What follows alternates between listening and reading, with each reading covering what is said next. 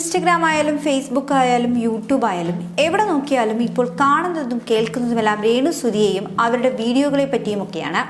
കൊല്ലം സുധിയുടെ മരണത്തിന് ശേഷം അഭിനയരംഗത്ത് സജീവമായി മാറിയിരിക്കുകയാണ് ഭാര്യ രേണു സുധി. ആൽബം സോങ്സും ഫോട്ടോഷൂട്ടും സിനിമകളുമെല്ലാമായി രേണു സുധി തിരക്കുകളിലാണ്. മലയാളത്തിൽ ഒരു ഓൺലൈൻ മാധ്യമത്തിന് നൽകിയ അഭിമുഖത്തിൽ തന്റെ ജീവിതത്തെക്കുറിച്ച് തുറന്ന് സംസാരിക്കുകയാണ് രേണു. വളരെയധികം കഷ്ടപ്പെട്ടിട്ടാണ് ഇന്ന് താൻ പിടിച്ചു നിൽക്കുന്നതെന്നാണ് രേണു പറയുന്നത്. നമ്മളെ ആശ്രയിക്കുന്ന മക്കളും ഫാമിലിയുമുണ്ട്.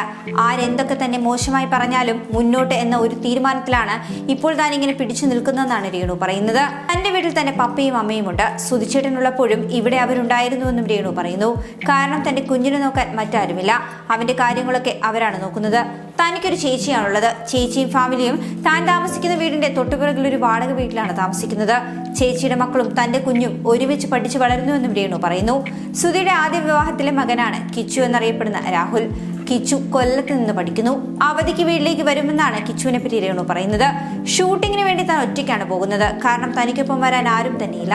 ജീവിതത്തിലെ താൻ ഒറ്റയ്ക്കാണെന്നാണ് രേണു സുധി പറയുന്നത്. മുൻപ് താൻ ഏവിയേഷൻ കോഴ്സ് പഠിച്ചുകൊണ്ടിരിക്കുന്ന സമയത്താണ് സുധിച്ചേട്ടനും മോനും തന്റെ ജീവിതത്തിലേക്ക് വരുന്നത്.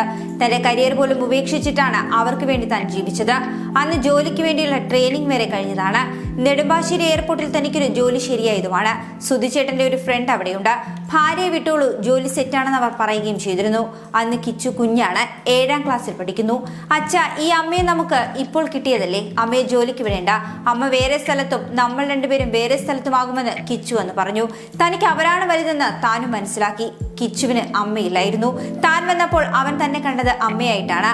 അതുകൊണ്ട് തന്നെ താൻ ആ ജോലി വേണ്ട എന്ന് തീരുമാനിക്കുകയായിരുന്നു എന്നാണ് രേണു സുധി പറയുന്നത്. കോവിഡ് വന്നതുകൊണ്ടാണ് സുധിച്ചേട്ടന്റെ വീടെന്ന സ്വപ്നം നടക്കാതെ പോയതെന്നും രേണു പറയുന്നുണ്ട്. അതിനു മുൻപെയാണ് വീടിന് ചേട്ടൻ അഡ്വാൻസ് കൊടുക്കുന്നത്. കുഞ്ഞ് ജനിച്ച സമയമായിരുന്നു അത്. 6 മാസം കൊണ്ട് ക്ലിയർ ചെയ്യാമെന്ന് കരുതിയെങ്കിലും അതൊന്നും നടന്നതുമില്ല.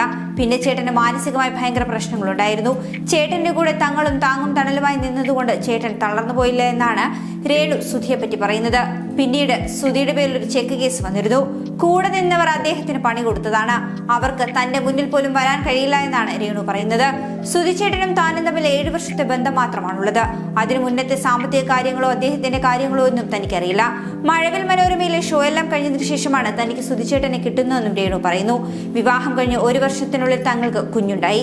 അതിനിടെ ലോക്ക്ഡൌൺ വരുന്നു. ഒന്നും തങ്ങൾക്ക് സമ്പാദിക്കാൻ പറ്റിയില്ല. സുധിച്ചേട്ടൻ പണം കണക്ക് പറഞ്ഞു വാങ്ങില്ലായിരുന്നു.